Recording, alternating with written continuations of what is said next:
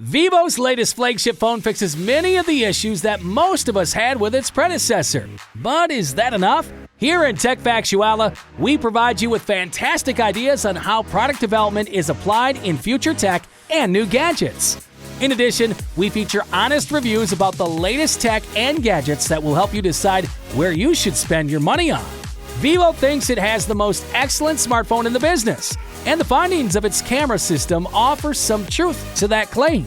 Many people in North America will give you a blank stare if you mention the term VIVO as a phone brand. VIVO is part of an Asian wave of mobile photography innovation, and the X70 Pro Plus is one of the smartphones aiming to lead the way. It's also the company's second flagship to be introduced in 2021, with the X70 Pro Plus arriving only approximately 8 months after the X60 Pro Plus. That phone was the first to highlight VIVO's collaboration with Zeiss, the camera system's hardware serving as the primary driver. This phone is the polar opposite, with the software dictating what the X70 Pro Plus hardware is capable of. To signal its lofty goals, VIVO still emblazons its flagship with the phrase professional photography. Whether it satisfies them or not is determined by how you use the X70 Pro Plus's different tools. Design and build.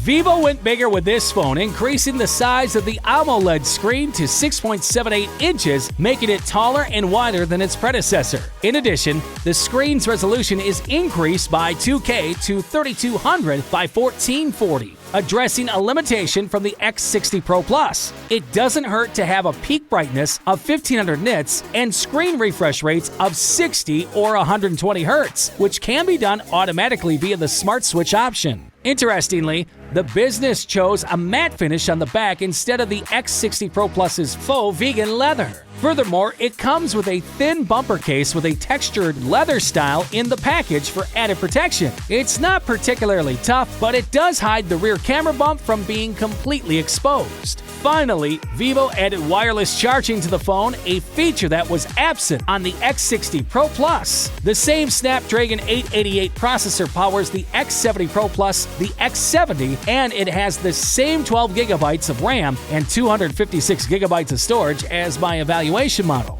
There are also models with 8 GB of RAM and 512 GB of storage. Because there is no memory card slot, storage is essential. It adds up if you shoot a lot in RAW or edit a lot of photographs. The previous model's extended RAM functionality returns, albeit with a little more this time. When the system requires a boost, it requires 4 GB of idle storage like RAM, especially when multitasking or performing memory-intensive operations. If there's one thing holding this phone back in North America, it might be the lack of 5G support. It does not support the sub-6 and the MM-wave bands used in this region of the world. So if you're fine with 4G LTE, you'll be fine. VIVO's device also comes with FunTouch OS 12, which is based on Android 11, and it's not a horrible version of the operating system. You'll find the Google Discover feed, a vertically scrolling app drawer, and a reasonable level of customization on the left. VIVO's Nano widgets from its China-only Origin OS skin, such as the Nano Music Player and System Cleaner, also appear here. Camera.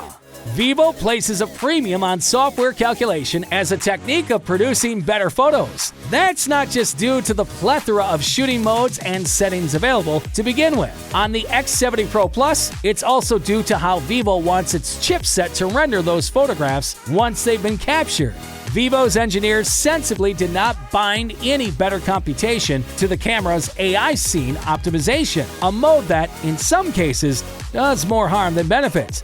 For example, it exaggerates colors too much and blasts out highlights at others because it believes I want more contrast in a midday sky. It's not bad by any means, but with so many options to choose from, it's best to turn that AI off. If you're coming from the X60 Pro Plus, you won't notice any difference in the interface or the shooting modes. That's hardly surprising given the short launch cycle between the two smartphones, and cramming in more won't be worth it unless the underlying software improved. Even yet, unique settings such as long exposure, supermoon, astro, pro sports, and double exposure are available under the More area when desired.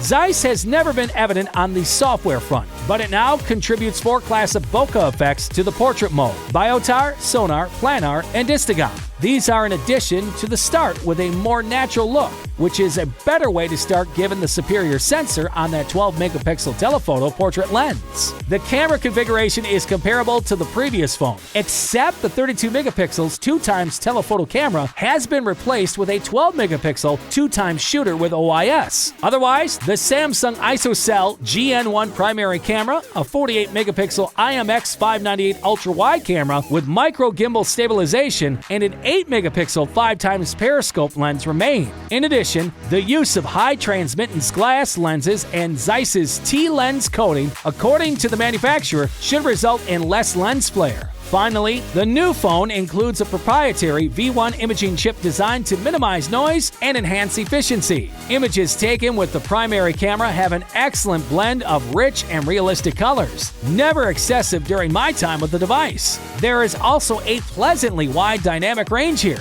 but images can sometimes be a little contrasty and overprocessed. Because of the huge sensor size, there is a shallow depth of field here, which means you can achieve a reasonably level of background blur without using portrait mode. The disadvantage is that when capturing close-up shots with the primary shooter, you'll need to step back a little occasionally. VIVO has also added a couple of additional Zeiss portrait modes, and the portrait mode in general is rather good. It's not ideal, as the birdhouse in the backdrop of the first portrait mode image above caused some issues. My skin tone was also noticeably altered between the two example images, most likely due to variations in exposure or white balance. Still, portrait mode produces images that aren't overly blurry, and you can alter the background blur after the fact if you like. The X70 Pro Plus generally takes lovely pictures, but a bit more consistent and superb long-range zoom would go a long way. Video features. One thing to keep in mind about the ultra-wide camera is that when you set horizontal line stabilization to utilize the gimbal fully, you also max out your footage at 1080p and 24 or 30 FPS. Not great if you want smooth photos at a resolution of at least 4K. VIVO used the gimbal on this lens to compensate for the evident crop issue and to help make the video look smoother, and it appears to be relatively smooth. You won't observe jittery shake if you record stuff steadily while walking. It just won't be at full quality, and HDR won't work either. Unlike its predecessor, the X70 Pro Plus allows you to shoot footage with all 4 lenses, giving you more options. You can only use conventional stabilization when 4K is activated regardless of the lens. Of course, you can also shoot in 8K, but I'm not sure how often you'd want to do that if you don't have a screen to watch it on afterward. One positive step VIVO took was to make its Movies component, formerly Cinematic Master, capable of working with a 24 FPS frame rate while shooting at a 2.35:1 aspect ratio. If you're going to be cinematic, you should at least provide that frame rate as an option. Battery life. The VIVO X70 Pro Plus has a 4500 milliamp battery. VIVO provides fast 55 watts cable charging, which is slower than the 65 watts plus charging solutions offered by OnePlus, Oppo, and Xiaomi. However, a full charge can be completed in under 55 minutes, outperforming flagships from Samsung, Sony, and Google. However, the charging period is a few minutes longer than its predecessor, which went from 0 to full in around 45 minutes. Given the slightly larger battery here, this is unsurprising. Do you prefer wireless charging? This time, VIVO has you covered since the X70 Pro Plus offers 50 watts QI wireless top-ups. We couldn't test wireless speeds, but on paper, it's substantially faster than the Galaxy S21 series and on pace with the OnePlus 9 Pro. Price. The VIVO X70 Pro Plus continues the legacy of its predecessor with a versatile quad-camera system, micro-gimbal stabilization for smooth video, and a sleek appearance. It's pricey, but it has IP68 water and dust resistance, a QHD plus resolution, and wireless charging. The VIVO X70 Pro Plus is unquestionably a premium flagship, costing around $1,077 when it comes to pricing. That places it squarely in the company of top-tier devices from Apple, OnePlus, Samsung, and Xiaomi. With the X70 Pro Plus, VIVO has finally caught up to the premium competition, delivering high-end features like wireless charging, water resistance, and QHD plus 120Hz OLED screen. Added to an already diverse camera system aided by the unique micro gimbal design, plenty of horsepower, and good battery life, and you've got a high-end phone that can compete with the best of them. The VIVO X70 Pro Plus's elegant appearance, premium features, and excellent camera performance help to justify its hefty price. If you want to get updated about the top tech and tech deals for you, we invite you to join our techie community and interact with us by commenting on your thoughts below. We will see you in the following video.